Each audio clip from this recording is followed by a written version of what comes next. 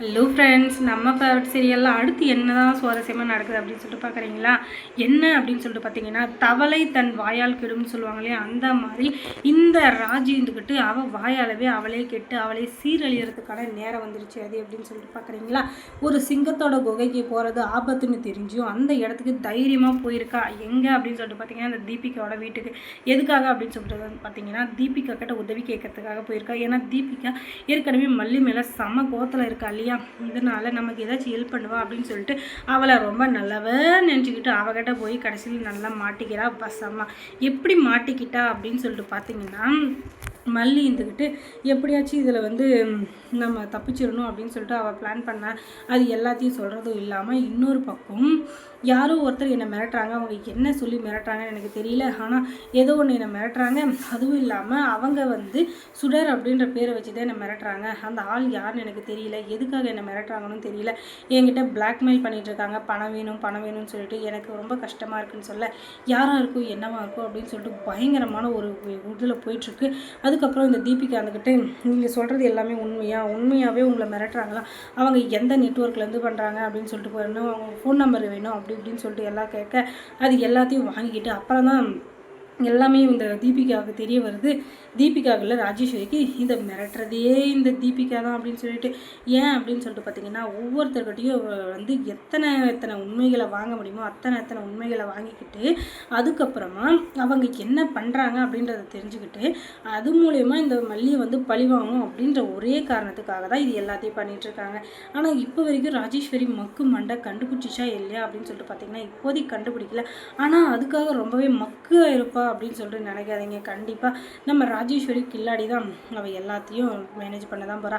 அதுக்கப்புறம் இந்த தீபிகா வந்துக்கிட்டு பரவாயில்லையே, இந்த ராஜேஸ்வரியை நம்ம சாதாரணமாக நினச்சோம், பரவாயில்ல ரொம்பவே இதுவாக தான் இருக்கா அப்படின்னு சொல்லிட்டு பார்த்தா, ஆனால் ராஜேஸ்வரி இப்போதைக்கு நினச்சி கெஸ்ஸிங் தப்பாக போச்சு. ஏன்னா இது எல்லாத்தையும் பண்ணிகிட்டு இருக்கிறது ஒரு விதத்தில் தீபிகாவாக இதுதான்.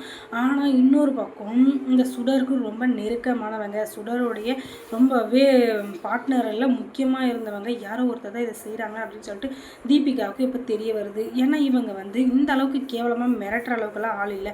அவங்களுக்கு தப்புன்னு பட்டால் கண்டிப்பாக அதை எப்பாடு பட்டாச்சு அதை நிரூபித்து அவங்கள துண்டு இல்லைன்னு பண்ணுறது உறுதி தான். அதுக்காக இந்த மாதிரி வேலையெல்லாம் பண்ண மாட்டாங்க. அப்போ யார் தான் அப்படின்னு சொல்லிட்டு பார்த்தீங்கன்னா, வேறு யாரில் சுடருடைய ஹஸ்பண்ட் அவரு தாங்க.